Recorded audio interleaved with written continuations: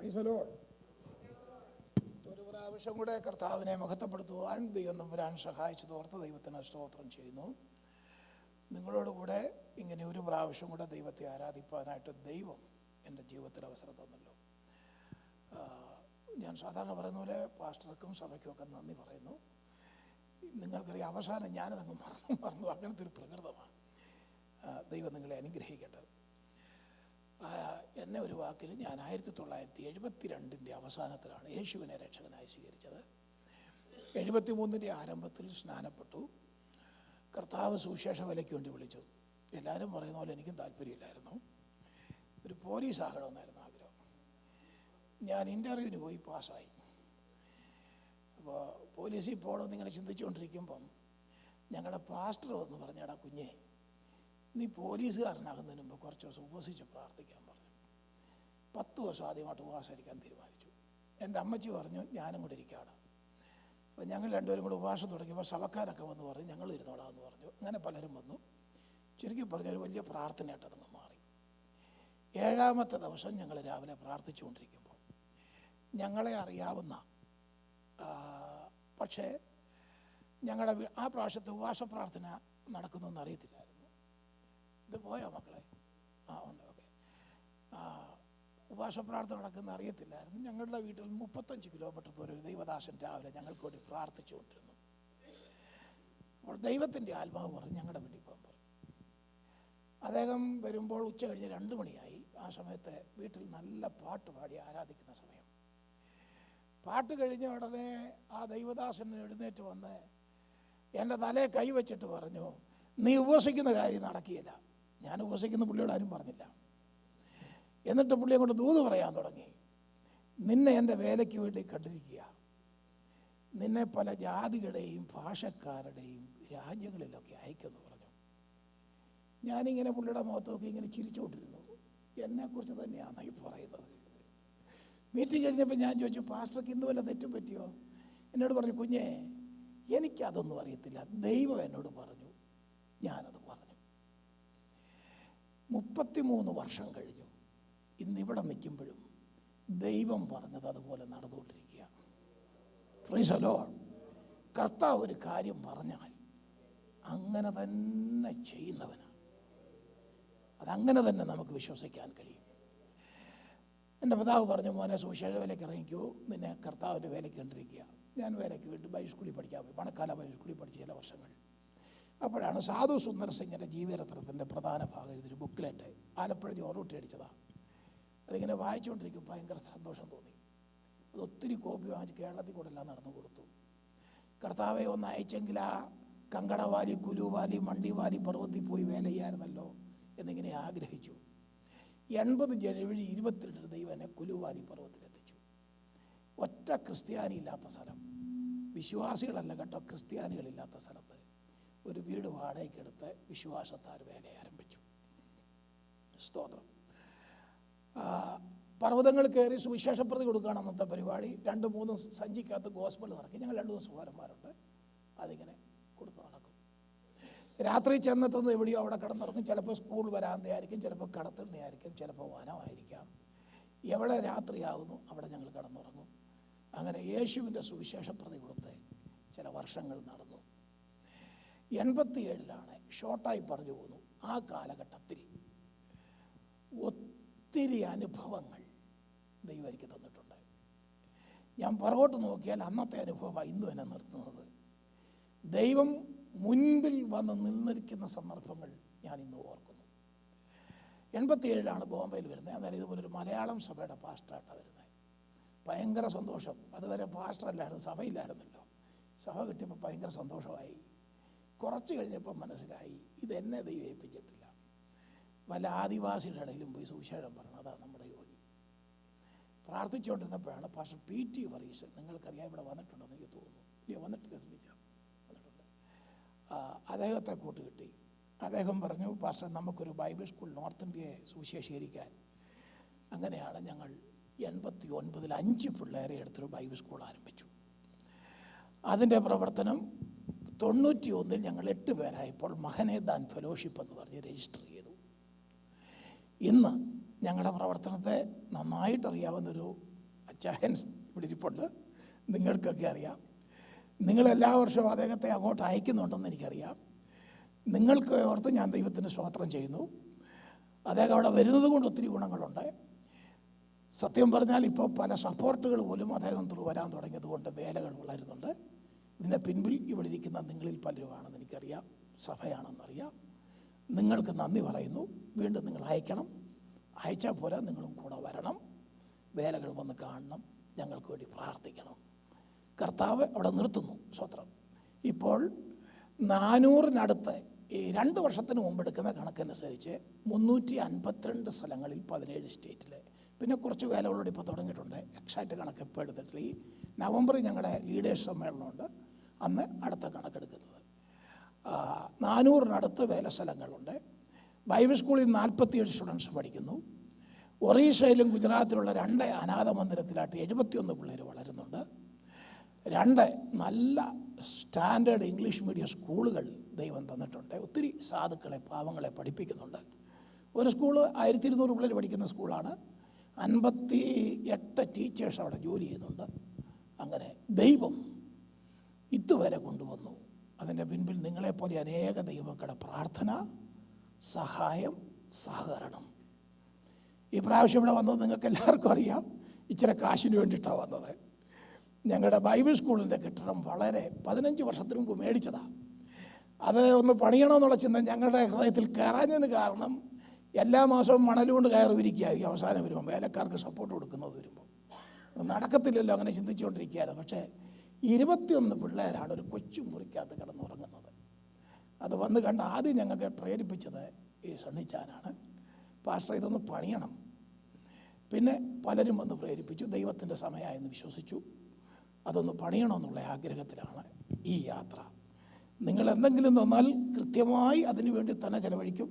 വീട് പണിയത്തില്ല, ആ കെട്ടിടം തന്നെ പണിയും. Price the Lord. ദൈവം നിങ്ങളെല്ലാവരെയും അനുഗ്രഹിക്കട്ടെ. നിങ്ങൾ ഞങ്ങൾക്ക് വേണ്ടി പ്രാർത്ഥിക്കട്ടെ. ഇനി നമുക്ക് അല്പസമയം ദൈവവചനത്തിൻ്റെ ചിന്തയിലേക്ക് പോകാം. അപ്പോസ്തലപ്രവൃത്തി 10-ാം അധ്യായം 38-ാമത്തെ വാക്യമാണ് ഇന്ന് വായിക്കുന്നത്. നസറേനായ യേശുവിനെ ദൈവം പരിശുദ്ധാത്മാവിനാലും ശക്തിയാലും അഭിഷേകം ചെയ്തത്. ദൈവം അവനോട് കൂടെ ഇരുന്നത് കൊണ്ട് അവൻ നന്മ ചെയ്തു.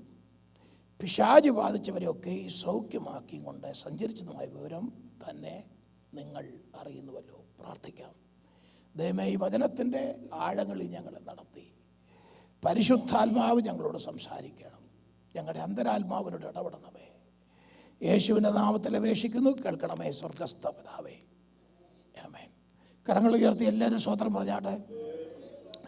രാവിലെ സമയമാ, ഉണർവ് അങ്ങോട്ട് വന്നില്ലെന്നറിയാം. സ്തോത്രം. ഒരു ചെറിയ ബൈബിൾ ക്ലാസ് പോലെ പൊയ്ക്കോട്ടെ.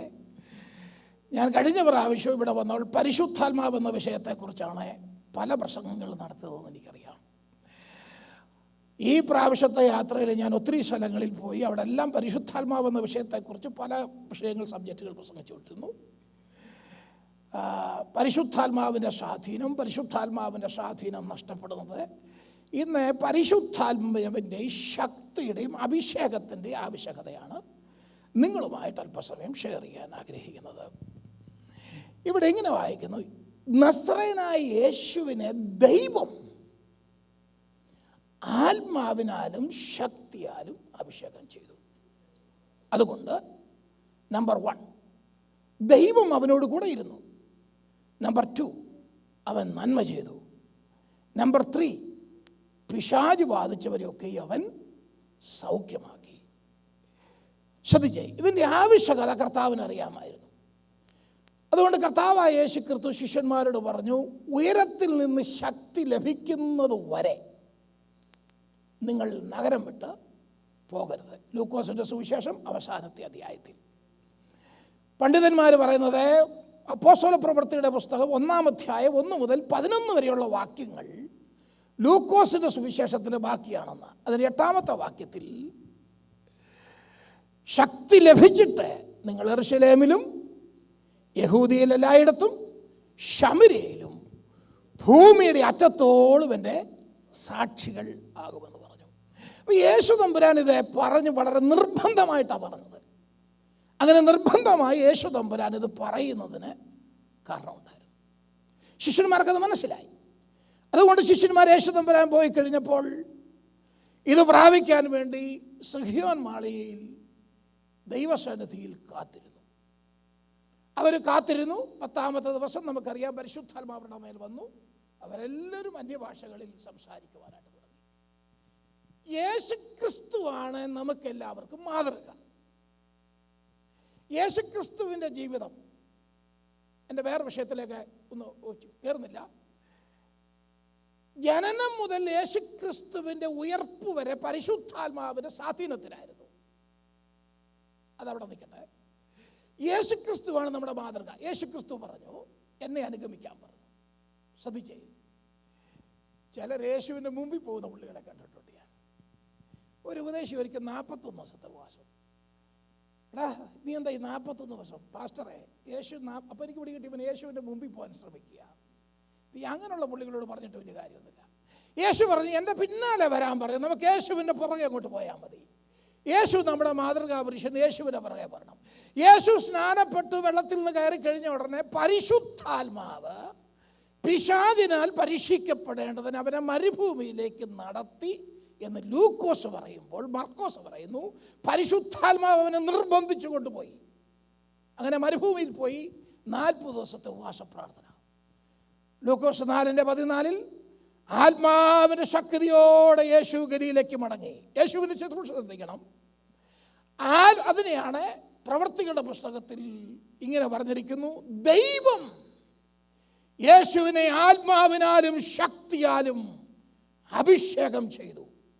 അപ്പോൾ ദൈവം ചെയ്ത അഭിഷേകത്തിൻ്റെ ശക്തിയാലാണ് യേശു തമ്പുരാൻ ഈ ഭൂമിയിൽ കർത്താവ് വേല ചെയ്തുകൊണ്ട് നടക്കുവാനിടയായി തീർന്നത്. ഇത് മനസ്സിലാക്കിയിട്ട് ഇതിൻ്റെ ആവശ്യകതയെ മനസ്സിലാക്കട്ടാണ് യേശു തമ്പുരാൻ ശിഷ്യന്മാരോട് പറഞ്ഞത്, നിങ്ങളൊരു കാര്യം ചെയ്യണം, പോകുന്നതിന് മുൻപേ ഇരിക്കണം, ഇരുന്നിട്ട് ഇത് പ്രാപിക്കണം. ഇത് പ്രാപിച്ചിട്ട് മാത്രമേ നിങ്ങൾ പോകാവുള്ളൂ. സ്തോത്രം. നിങ്ങളുടെ ഇരിപ്പ് കണ്ടിട്ട് ഞാൻ ഇന്നലെ പറഞ്ഞില്ലേ, ഞാൻ ആദിവാസികളുടെ ഉപദേശിയാണെന്നേ. ഞാൻ PhD-ക്കാരുടെ പ്രസംഗിക്കുന്ന പുള്ളിയല്ല. വിദ്യാഭ്യാസമില്ലാത്ത വിവരമില്ലാത്ത സാധുക്കളുടെ പാസ്റ്ററാണ് ഞാൻ.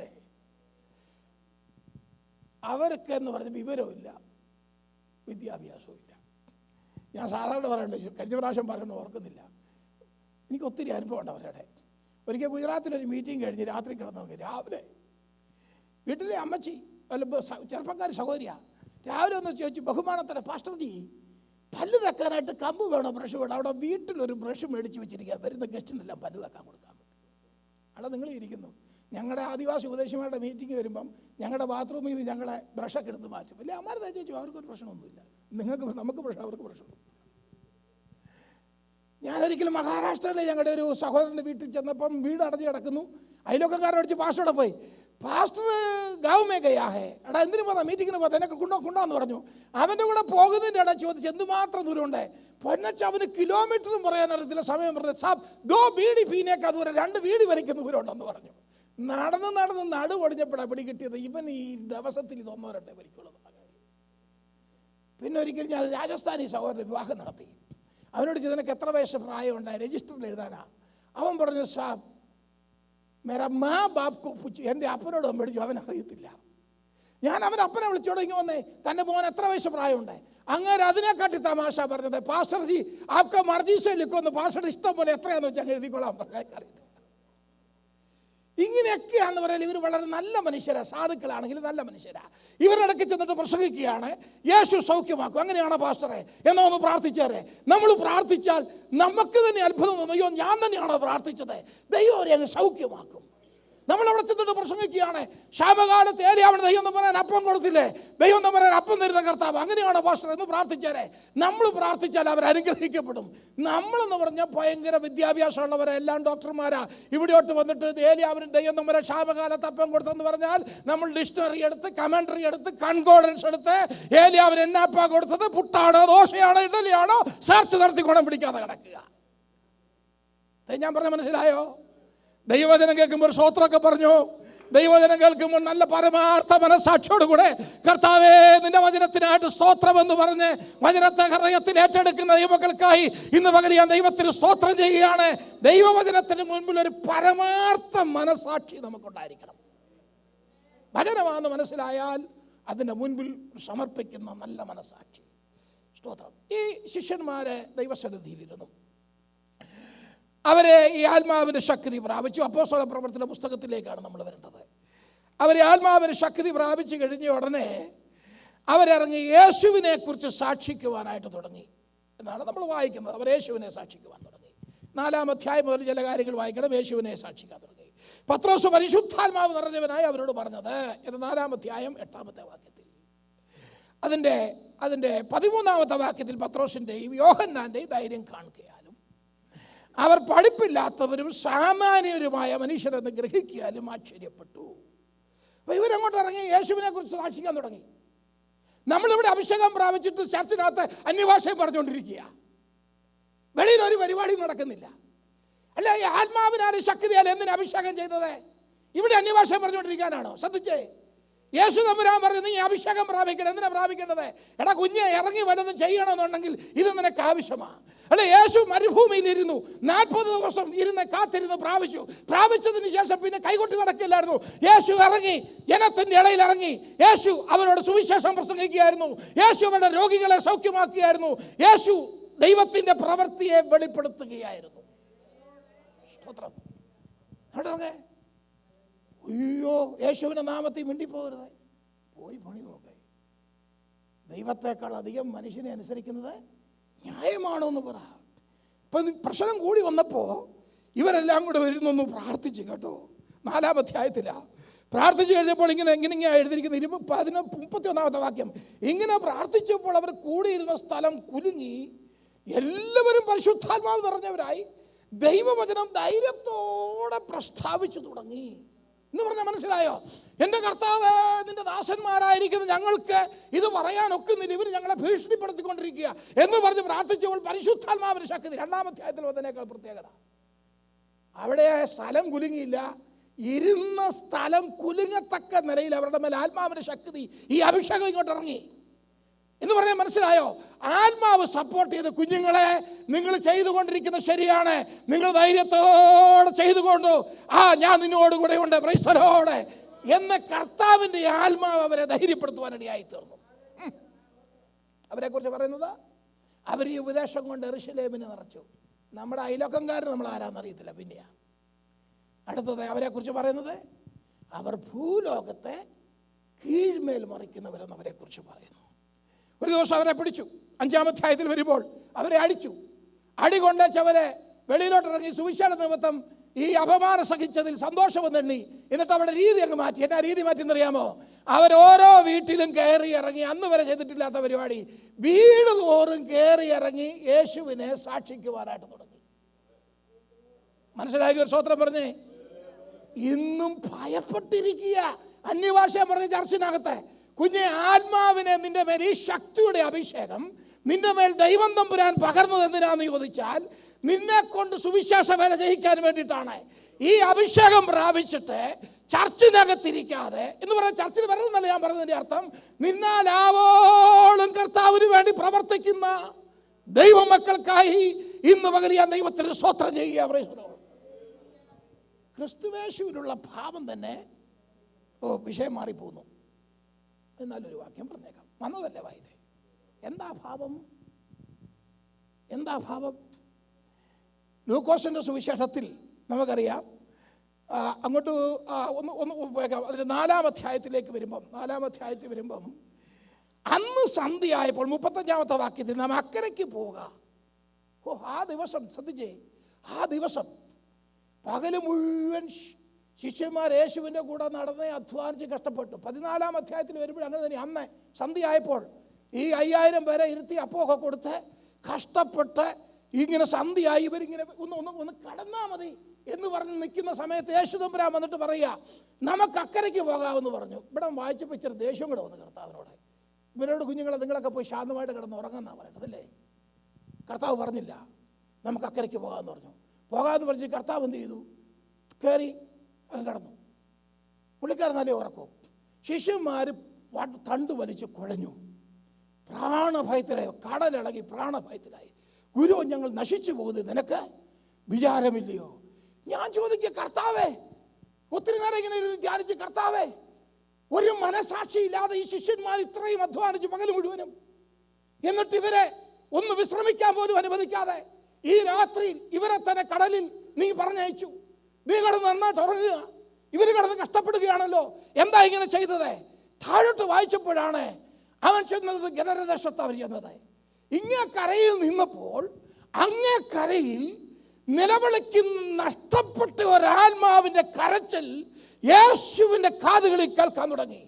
ആ ആത്മാവിന്റെ കരച്ചിൽ കേട്ടപ്പോൾ യേശു തമ്പുരാൻ പറഞ്ഞു, ഇത് വിശ്രമിക്കാനുള്ള സമയമല്ല, എഴുന്നേൽക്കുക, ഇന്ന് തന്നെ നമ്മൾ ഈ രാത്രി തന്നെ നമ്മൾ അക്കരയ്ക്ക് പോക. അവിടെ നഷ്ടപ്പെട്ട ഒരു ആത്മാവ് നിലവിളിക്കുകയാണ്. ഈ നിലവിളിയുടെ ശബ്ദം ഹൃദയത്തിൽ കേൾക്കുന്ന, അഭിഷേകത്താൽ ഇത് മനസ്സിലാകുന്ന ദൈവമക്കൾക്കായി പകൽ ഞാൻ ദൈവത്തിന് സ്തോത്രം ചെയ്യുന്നു. കുഞ്ഞെ, നമ്മളെ ഈ ആത്മാവിനാൽ ഇതിന്റെ ശക്തിയുടെ അഭിഷേകത്താൽ നിറച്ചത്. ഞാൻ ക്രിസ്തുവിലൊരു മനുഷ്യനെ അറിയുന്നു. അദ്ദേഹത്തിൻ്റെ പേര് പാസ്റ്റർ എം പൗലോസ് എന്നാണ്. ഞാൻ കണ്ടതിലൊരു ഭക്തനായ മനുഷ്യനാണ്. വെള്ളറുടയിൽ ഞാൻ അദ്ദേഹത്തിൻ്റെ വീട്ടിൽ പോയി താമസിച്ചിട്ടുണ്ട്. അദ്ദേഹത്തിൻ്റെ ഭാര്യ പൂർണ്ണ ഗർഭിണിയായിരിക്കുമ്പോൾ, ഇതൊക്കെ സദസ്സിൽ പറയാമെന്ന് അറിഞ്ഞുകൂടാ, അറിയാൻ വയ്യെങ്കിൽ നിങ്ങൾ ക്ഷമിച്ചേക്കണം, പറഞ്ഞു തുടങ്ങിയതോട് പറയുകയുമാണ്. ആ സമയത്ത് ഒരു രാത്രിയിൽ ദൈവത്തിൻ്റെ ആത്മാവ് പറഞ്ഞു, രാമേശ്വരത്ത് പോകാം. അദ്ദേഹം എന്നോട് പറഞ്ഞു, പാസ്റ്ററെ, ഞാൻ രാമേശ്വരം എന്ന് കേട്ടിട്ടുണ്ട്, ഹിന്ദുക്കളുടെ പുണ്യസ്ഥലമാണെന്നറിയാം, അവിടെ നിന്നാണ് രാമൻ്റെ സീതയുടെ ഒക്കെ കഥ കിടക്കുന്നത്, ഹനുമാൻ ലങ്കയിലേക്ക് ചാടി എന്നൊക്കെ എനിക്കറിയാം, പക്ഷെ ഞാൻ പോയിട്ടില്ല, കണ്ടിട്ടില്ല. അദ്ദേഹം മാപ്പെടുത്ത് നോക്കി രാമേശ്വരം. അദ്ദേഹം തീരുമാനമെടുത്ത് ഞാൻ രാമേശ്വരത്തിന് പോകാൻ തീരുമാനമെടുത്തു. ശ്രദ്ധിച്ച്, അദ്ദേഹം തൻ്റെ പൂർണ്ണ ഗർഭിണിയായിരിക്കുന്ന ഭാര്യയും കുഞ്ഞുങ്ങളെയും വിളിച്ച് പോകാനായിട്ട് പാക്ക് ചെയ്ത് തയ്യാറായി. സഭയിലെ പാസ്റ്ററോട് പറഞ്ഞു, പാസ്റ്ററെ നാളെ വരണം, പ്രാർത്ഥിച്ച് ഞങ്ങളെ അയക്കണം. പാസ്റ്റർക്ക് പറഞ്ഞു, വിശ്വാസികളോട്, പൗലോസിന് വട്ട് കയറി, അങ്ങോട്ട് പോകണ്ട. ഈ പൂർണ്ണ ഗർഭിണിയായിരിക്കുന്ന ഭാര്യയും വിളിച്ച് എങ്ങോട്ടാ പോകുന്നതെന്ന് അറിയാൻ വയ്യാതെ പുള്ളി പോകാൻ പോവുക. അമ്മച്ചി വന്നു, അമ്മയെ പ്രാർത്ഥിച്ചായിരുന്നു പറഞ്ഞു, പ്രാർത്ഥിച്ചു, ബസ് വന്ന് കയറിപ്പോയി. രാമേശ്വരം റെയിൽവേ സ്റ്റേഷനിൽ ചെന്നിറങ്ങി. അന്ന് ബസ്സില്ല, കടലിൻ്റെ മേളിൽ കൂടെ റെയിൽവേ മാത്രമേ ഉള്ളൂ. ഞാൻ ആ രാമേശ്വരത്ത് പോയി 1 വർഷം താമസിച്ച് കർത്താവിൻ്റെ വേല ചെയ്തിട്ടുണ്ട്. അവിടെ പോയി അദ്ദേഹം റെയിൽവേ സ്റ്റേഷനിൽ താമസിക്കുക. പ്രസവവേദന തുടങ്ങി. റെയിൽവേ മാനേജർ വന്ന് നോക്കി, ഈ സഹോദരി ഇവിടെ പ്രസവിക്കുമല്ലോ, എഴുന്നേപ്പിച്ച് വിട്ടു. അടുത്തൊരു ചെമ്മീൻ ഇടുന്ന ഷെഡ് കിട്ടി, അവിടെ കയറി കിടന്നു. ഷെഡുകാരൻ നോക്കിയപ്പോൾ ഇവർ പ്രസവവേദന എടുത്തുകൊണ്ടിരിക്കുക, ഇവരിവിടെ പ്രസവിക്കുമല്ലോ. ഈ മനുഷ്യൻ പ്രാർത്ഥിച്ചുകൊണ്ടിരിക്കുക, കർത്താവേ, എനിക്ക് താമസിക്കാൻ വീട് കിട്ടുന്നത് വരെ എൻ്റെ ഭാര്യ പ്രസവിക്കാൻ പാടില്ല. നീ പറഞ്ഞിട്ടാണ് ഞാൻ ഇവിടെ വന്നത് കേട്ടോ, അതുകൊണ്ട് നീ എന്നോട് കൂടെ ഇരുന്ന് എന്നെ സഹായിക്കണമെന്ന് ഈ മനുഷ്യൻ പ്രാർത്ഥിക്കാൻ തുടങ്ങി. ആ ഷെഡുകാരൻ ഇറക്കി വിട്ടു, പ്രാർത്ഥിച്ചു, ഒരു വീട് കിട്ടി. വീട്ടിൽ കയറി ഉടനെ പ്രാർത്ഥിച്ച്, കർത്താവേ, എൻ്റെ ഭാര്യ പ്രസവിച്ചോട്ടെ എന്ന് പറഞ്ഞ് പ്രാർത്ഥിച്ചു. ശ്രദ്ധിച്ച് കേൾക്കണം, ഭാര്യയ്ക്ക് പ്രസവിക്കാനുള്ള ശക്തി നഷ്ടപ്പെട്ടു പോയി. ഒരു അയലോക്കത്ത് താമസിക്കുന്ന ഒരു നേഴ്സ് സ്ത്രീ വന്നു. ഇവർ ആശുപത്രിയിൽ പോകുന്നവരല്ല, ഇനി ആശുപത്രി കൊണ്ടുപോകണം, ഓപ്പറേഷൻ ചെയ്യണം, സംഗതി ഗുരുതരമാണെന്ന് പറഞ്ഞു. അവർ പറഞ്ഞു വേണ്ടാന്ന് പറഞ്ഞു. അങ്ങനെ അവർ പ്രാർത്ഥിച്ചുകൊണ്ടിരിക്കുമ്പോൾ ഈ സഹോദരി ആത്മാവിൽ നിറഞ്ഞു, അന്യഭാഷയിൽ ദൈവത്തെ മഹത്വപ്പെടുത്തി, പ്രസവം നോർമലായിട്ടൊക്കെ നടന്നു. ഇന്ന് നിങ്ങൾ രാമേശ്വരത്ത് പോയി നോക്കണം, ദൈവം മനുഷ്യനെ അയച്ചു. ഇന്ന് രാമേശ്വരത്ത് എന്താ നടക്കുന്നത്? എത്ര വലിയ വലിയ സഭയാണ്, 500 പേര് കൂടുന്നൊരു സഭ. ആ ദ്വീപിൽ എന്ത് വിലയാണ് നടന്നുകൊണ്ടിരിക്കുന്നത്? കുഞ്ഞെ, കർത്താവ് നിന്നോട് പറഞ്ഞെങ്കിൽ നീ പോകാതിരിക്കരുത്. കർത്താവ് നിന്റെ വേഗത്ത് പ്രേരണ വന്നെങ്കിൽ നീ പ്രവർത്തിക്കാതിരിക്കരുത്. കർത്താവിന് വേണ്ടി പ്രവർത്തിക്കുവാൻ ഹൃദയത്തിൽ വെമ്പല് കൊള്ളുന്ന ദൈവമക്കൾക്കാടി ദൈവത്തിന് സ്തോത്രം ചെയ്യുക. നീ എന്തിനാ ഭയപ്പെടുന്നത്? ചില വർഷങ്ങൾക്ക് മുൻപ് ഗുജറാത്തിൽ ഫെദരിയ എന്ന് പറയുന്ന ഒരു ഗ്രാമത്തിൽ ഞങ്ങളുടെ ടീം ചെന്ന് പ്രവർത്തനം ആരംഭിച്ചു. ഞങ്ങൾക്ക് ജോൺ ഓസ്റ്റിന് മരിക്കുന്നതിന് ഒരു നല്ല വാനും കുറച്ച് മൈക്കൊക്കെ വാങ്ങിച്ചു തന്നായിരുന്നു. മീറ്റിംഗ് അങ്ങോട്ട് തുടങ്ങി. 1000-1500 പേരിപ്പുണ്ട്. മീറ്റിംഗ് അങ്ങോട്ട് തുടങ്ങി. ഒരു ലോറി നിറച്ച് ആൾക്കാർ പത്തലുമായിട്ട് വന്ന് അടി അങ്ങോട്ട് തുടങ്ങി. ഞങ്ങളുടെ വണ്ടിയെല്ലാം അടിച്ചു പൊട്ടിച്ചു, ഞങ്ങളുടെ ആൾക്കാരെല്ലാം തല്ലി. ആൾക്കാരെല്ലാം ഊരും ജീവനും കൊണ്ട് അതിനെല്ലാം ഓടി. ആ രാത്രിയിൽ ഓടി. ചിലർ കരിമ്പൻ തോട്ടത്തിൽ കയറി ഒളിച്ചിരുന്നു, ചിലരെ പോയി എതിരെയൊക്കെ പോയെന്നറിയത്തില്ല. ഭയങ്കര പ്രശ്നമായി. ഒരു മിഷണറി ഫാമിലി അന്നിവിടെ ജോസ്റ്റ് വന്നിട്ട് അയച്ചിട്ടുണ്ടായിരുന്നു. അദ്ദേഹം പിന്നെ ഇന്ത്യ വന്നിട്ടില്ല. അദ്ദേഹത്തെ രക്ഷപ്പെടുത്താൻ വേണ്ടി ഞങ്ങളുടെ സഹോദരന്മാർ വട്ടം നിന്ന് ആ തല്ല് മുഴുവൻ ഞങ്ങളുടെ സഹോദരന്മാർ കൊണ്ടു അദ്ദേഹത്തെ രക്ഷിച്ചു. ഒരു തരത്തിൽ ആ സഹോദരി, അദ്ദേഹത്തിൻ്റെ വൈഫ് ഉണ്ടായിരുന്നു, കഷ്ടിച്ച് രക്ഷിച്ച് അദ്ദേഹത്തെ ഞങ്ങൾ കയറ്റിവിട്ടു. അങ്ങനെ ഒരു വലിയ സംഭവം ഉണ്ടായി. അത് കഴിഞ്ഞപ്പോൾ സഹോദരന്മാർ പറഞ്ഞു, പാസ്റ്റർ അങ്ങോട്ട് പോകാനൊക്കത്തില്ല. ഞാൻ പറഞ്ഞു, ഒക്കത്തില്ല, നമുക്കവിടെ പോകണം. നമ്മളങ്ങനെ പേടിച്ചു മാറാനുള്ളവരല്ല. ഈ സുവിശേഷത്തിൻ്റെ ശക്തി നമ്മുടെ അകത്തെ ഭയത്തെ മാറ്റുന്നതാണ്. ഞാൻ പറഞ്ഞു, അങ്ങനെയല്ല. ഈ ശക്തിയുടെ അഭിഷേകം ഒരുവൻ്റെ അകത്ത് വന്നു കഴിഞ്ഞാൽ പിന്നെ അവൻ്റെ അകത്ത് ഭയം ഉണ്ടാകാൻ പാടില്ല. നമ്മൾ അവിടെ പോയേ മതിയാകുകയുള്ളൂ. ചുരുക്കി ഞാൻ അങ്ങോട്ട് പറയാം, ചില വർഷങ്ങൾ ഞങ്ങൾക്ക് അവിടെ കയറാൻ കഴിഞ്ഞില്ല. ഇന്ന് നിങ്ങൾ വരണം, ഞങ്ങൾ കാണിച്ചു തരാം. ഞങ്ങൾ എവിടെ സ്റ്റേജ് ഇട്ട് മീറ്റിംഗ് നടത്തിയോ, എവിടെ ഞങ്ങൾ അടികൊണ്ടോ, അവിടെ മനോഹരമായൊരു ഹോളുണ്ട്. അതിനകത്ത് 150 വിശ്വാസികൾ ഇന്ന് ദൈവത്തെ ആരാധിച്ചു കൊണ്ടിരിക്കുക. കുഞ്ഞെ, ഭയം കൊണ്ട് മാറാനുള്ളതല്ല കർത്താവിന് വേല എന്ന് പറയുന്നത്.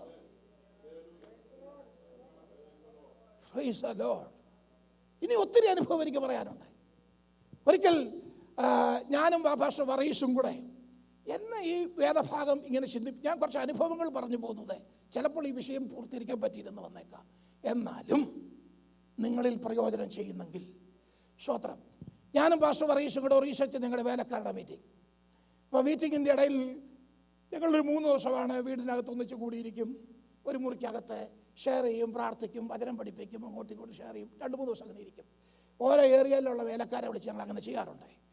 അപ്പോൾ ഒരുത്തിനോട് ചോദിച്ചു, ഒരു ഒറീസക്കാരൻ പയ്യൻ, കൈസാ ഹേ പയ്യ. അവൻ പറഞ്ഞു, ഒന്നുമില്ല, എനിക്ക് പേടി, അവിടെ വെള്ളം RSSകാരും ആര്യ സമാജക്കാരുമാണ്. ഞങ്ങളുടെ വറീസ് മാസക്ക് ദേഷ്യപ്പെട്ടു. അങ്ങനെയൊക്കെ പറഞ്ഞു നോക്കുമോ? ഇവൻ പറഞ്ഞു, സാബ് ആപ് ലോഗ് ബോംബെ മേ ബൈത്താ ഹെ, ഹം ലോഗ് സാമന കർത്താ ഹെ. നിങ്ങൾ ബോംബെയിലിരിക്കുന്ന സാറുമാരാ ഫേസ് ചെയ്ത്. അവൻ പറഞ്ഞു, ശരിയാ. പക്ഷെ ഇത് കേട്ട് കഴിഞ്ഞപ്പോൾ എനിക്ക് മനസ്സിലായി, ഇവൻ ഒരു സുവിശേഷാത്മാവുള്ളവനല്ല. ഒരു സുവിശേഷാത്മാവുള്ളവനത് പറയാനൊക്കത്തില്ല. ഇത് കഴിഞ്ഞാണ് ഈ അപ്പോസ്തല പ്രവൃത്തി 4, 5, 6 അധ്യായങ്ങൾ ഞാൻ ബോംബെയിൽ വന്നിങ്ങനെ വായിച്ചുകൊണ്ടിരിക്കുമ്പോൾ ദൈവാത്മാവ് എന്നെ പ്രേരിപ്പിച്ചു, ഇതവരെ പഠിപ്പിക്കണം. ഞാൻ പറഞ്ഞു, പാസ്റ്റർ വറീസ് നമുക്ക് വീണ്ടും പോകാമെന്ന് പറഞ്ഞു. പോയി അവരെ വിളിച്ചു കൂട്ടിയതിന് ശേഷം ഇത് പഠിപ്പിച്ചു. എന്നിട്ട് ഞങ്ങൾ തിരിച്ചു പോന്നു. വീണ്ടും പോയി ഞങ്ങൾ അടുപ്പിച്ച് പോകാൻ തുടങ്ങി. ഇവരെ ഇത് പഠിപ്പിക്കണമെന്നുള്ള ആഗ്രഹമായി. അടുത്ത പ്രാവശ്യം ചെന്നപ്പോൾ വേലക്കാരുടെ മീറ്റിങ്ങിൽ ചോദിച്ചു, ഭായ് കൈസാ ഹേ. ഉടനെ ഗുപ്ത എന്ന് പറഞ്ഞ സഹോദരൻ പറഞ്ഞു, പാസ്റ്റർ ജി ആക്കെ ദേഖിയേ, നീ വന്ന് കാണാൻ പറഞ്ഞു. ചോദിച്ചു, ഇന്ന് വരണം, വെള്ളിയാഴ്ച വരണം. വെള്ളിയാഴ്ച രാവിലെ ഞങ്ങളൊരു ബസ്സിൽ കയറി ഒരു സ്ഥലത്തിറങ്ങി. അവിടുന്ന് ഞങ്ങളെ ഒരു ജീപ്പിൽ കയറി.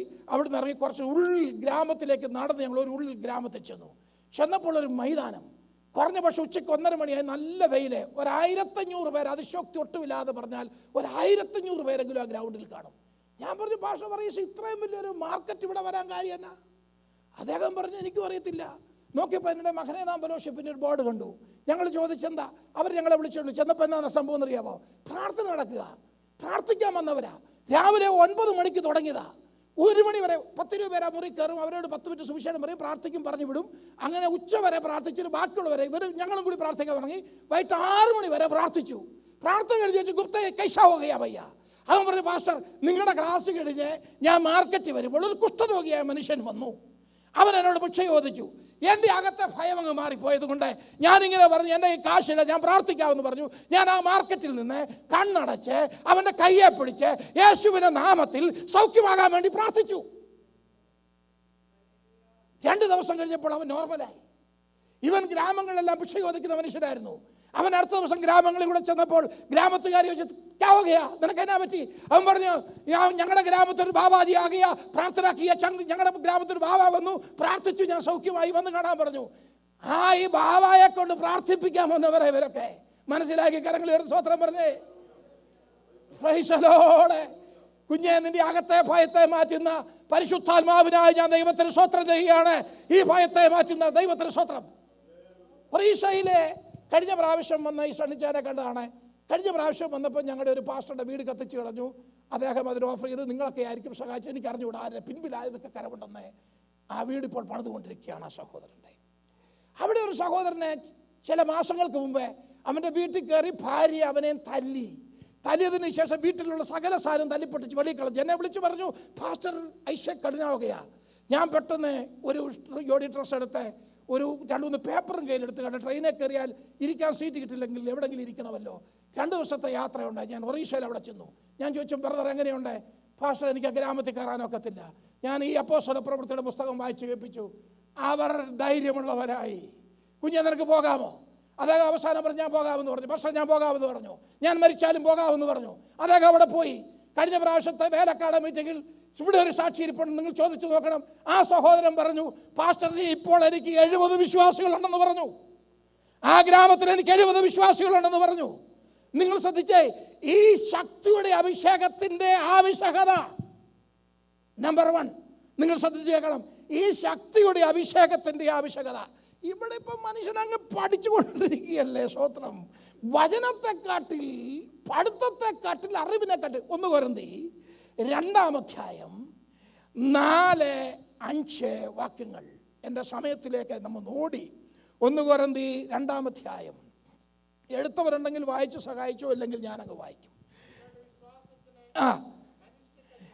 മനുഷ്യരുടെ ജ്ഞാനമല്ല, ദൈവത്തിൻ്റെ ശക്തി തന്നെ. നോക്കണം, മനുഷ്യൻ എന്ന് പറഞ്ഞാൽ പഠിത്തം, വിദ്യാഭ്യാസത്തിന്റെ അറിവല്ല, ദൈവത്തിന്റെ ശക്തി തന്നെ ആധാരമായിരിക്കേണ്ടതിന് എൻ്റെ വചനവും എൻ്റെ പ്രസംഗവും. നിർത്തണേ. ഈയിടെ ഒരു സഹോദരനെ ഞാൻ കണ്ടു. ഇവിടെ 55 വയസ്സായി, പുള്ളി ഇപ്പോഴും പഠിച്ചുകൊണ്ടിരിക്കുക. എന്നാ പഠിക്കുന്നത്? ഡോക്ടറേറ്റിന് പഠിക്കുക. എൻ്റെ സഹോദര, ഞാൻ പറഞ്ഞു, എൻ്റെ സഹോദര, ഒരായുസ് നീ കളഞ്ഞല്ല മുഴുവൻ വെറുതെ. പഠിച്ചു പഠിച്ചു പഠിച്ചു പഠിച്ചു പഠിച്ചു ഒരു ആയുസ് മുഴുവൻ കളഞ്ഞില്ലേ? 55 വയസ്സായി. ഇനി എന്നാ എന്തെങ്കിലും ചെയ്യുന്നത്? നീ ഇവിടെ പഠിച്ചത് നിന്റെ ഡിഗ്രി ഒന്നും മേളിൽ കൊണ്ടുപോകത്തില്ല. നിന്റെ കൂടെ പോരുന്നത് നീ കർത്താവിന് വേണ്ടി എന്തെങ്കിലും ചെയ്തിട്ടുണ്ടെങ്കിൽ കുഞ്ഞെ, അത് മാത്രമേ നിന്റെ കൂടെ പോരത്തുള്ളൂ. നിന്റെ വീട് വരത്തില്ല, നിന്റെ കാറ് വരത്തില്ല, നിന്റെ പണം വരത്തില്ല, നിന്റെ മക്കൾ വരത്തില്ല, ആരും നിന്റെ കൂടെ പോരത്തില്ല. നീ ദൈവത്തിന് വേണ്ടി ചെയ്തത് മാത്രം നിന്റെ കൂടെ പോരത്തുള്ളൂ.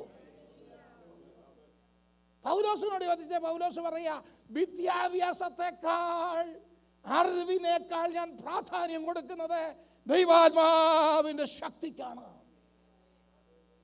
ഞാൻ ഒരിടത്തും പറയാത്ത എൻ്റെ ഒരു അനുഭവം പറയാം. എങ്ങും പറയാറില്ല, അതെനിക്ക് ഇഷ്ടമല്ലാത്തതുകൊണ്ടാണ്.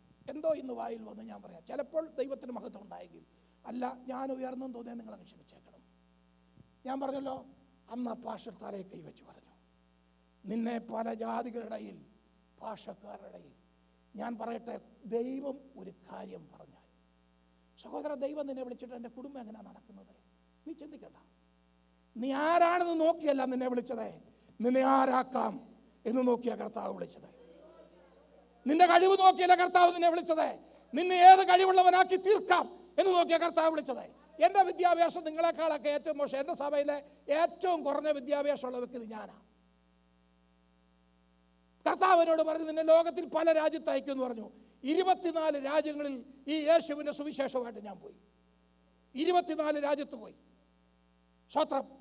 ഇന്ത്യയിലെ 2 സ്റ്റേറ്റ് ഒഴിച്ചിട്ട് ബാക്കി എല്ലാ സ്റ്റേറ്റിലും അനേക ജാതികളുടെ ഇടയിൽ യേശുവിന് ഞാൻ ഒരിക്കലും ഒരിടത്തും പറഞ്ഞിട്ടില്ലേ. ഇന്നിവിടെ പറയുക കാര്യം, എൻ്റെ സഭയിലുള്ളവർക്ക് പോലും അറിയത്തില്ല ഞാൻ എത്ര രാജ്യത്ത് പോയെന്നുള്ള കാര്യം. സ്വത്രം.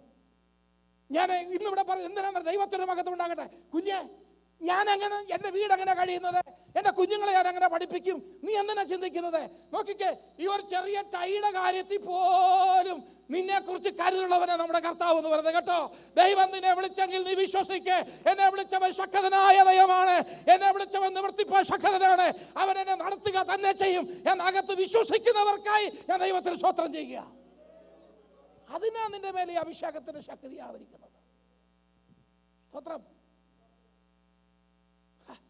എൻ്റെയും കുഞ്ഞുങ്ങളെ ഞാൻ പഠിപ്പിച്ചല്ലോ, എൻ്റെയും വീട് ജീവിച്ചല്ലോ, എനിക്കും വീടുണ്ടായല്ലോ, ഞാനും യാത്ര ചെയ്യാൻ തുടങ്ങിയല്ലോ. സ്തോത്രം. എങ്ങനാ? വിളിച്ചവൻ പറഞ്ഞു ഞാൻ നിന്നെ അയക്കാമെന്ന് പറഞ്ഞു. വിളിച്ചവൻ പറഞ്ഞു ഞാൻ നിന്നെ ഉപയോഗിക്കാമെന്ന് പറഞ്ഞു. വിളിച്ചവൻ ഉപയോഗിക്കുന്നതേ, വിളിച്ചവൻ വിശ്വസ്തൻ, അവൻ പറഞ്ഞാൽ അതുപോലെ ചെയ്യുന്ന കർത്താവ്. പെട്ടെന്ന് ഒരു വാക്യം കൂടെ പറഞ്ഞിട്ടേ, കൊലോസ്യ ലേഖനം 1-ാം അധ്യായം 28-29.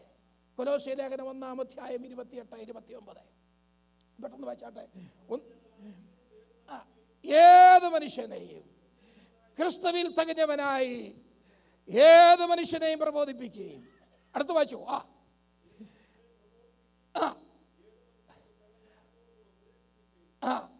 അതിനായി ഞാൻ എന്നിൽ ബലത്തോടെ വ്യാപരിക്കുന്ന തൻ്റെ വ്യാപാര ശക്തി കൊത്തവണ്ണം പോരാടിക്കൊണ്ട്.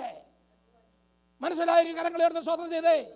പൗലോസിനോട് ചോദിച്ചാൽ പൗലോസ് പറയും, ഞാൻ എന്തെങ്കിലും ചെയ്യുന്നുണ്ടെങ്കിൽ ഞാൻ ആ ചെയ്യുന്നത് എന്നിൽ വ്യാപരിക്കുന്ന വ്യാപാര ശക്തി, ഞാൻ പ്രാപിച്ച ശക്തിക്കൊത്തവണ്ണമാ ഞാൻ അധ്വാനിച്ചു കൊണ്ടിരിക്കുന്നത്. ചിലരെ ഞാൻ ശ്രദ്ധിച്ചിട്ടുണ്ട്, PG വർഗീസാകാൻ ശ്രമിക്കുന്നത് കണ്ടിട്ടുണ്ട്. ചിലർ ദിനകരാകാൻ ശ്രമിക്കുന്നത് ഞാൻ കണ്ടിട്ടുണ്ട്.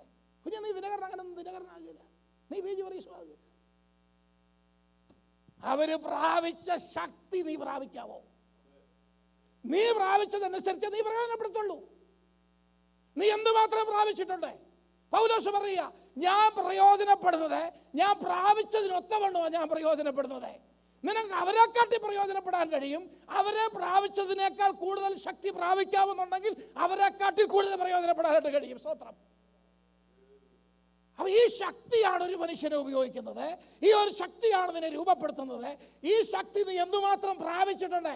പ്രാപിച്ച അളവിനനുസരിച്ച് മാത്രമേ കർത്താവിന് വേണ്ടി പ്രയോജനപ്പെടുകയുള്ളൂ. മനസ്സിലായ? സ്തോത്രം പറഞ്ഞേ. പ്രാർത്ഥിക്കണ്ടേ? പ്രാർത്ഥിക്കണ്ടേ? അപ്പം ഞാൻ പറഞ്ഞത് ശ്രദ്ധിച്ചോ, ഭയം മാറ്റുന്നത് ഈ ശക്തിയാണ്. 2, ഈ ശക്തി വചനത്തെക്കാട്ടിൽ അറിവിനേക്കാൾ പ്രാധാന്യമുള്ളതാണ്. 3, ഈ പ്രാപിച്ച ശക്തിക്കനുസരിച്ചാണ് നാം പോരാട്ടം കഴിക്കുന്നത്. 4, 1 തെസ്സലോനിക്കർ 1:12 ഈ ശക്തിയാണ് എന്നെ വിശ്വസ്തനാക്കിയിരിക്കുന്നത്.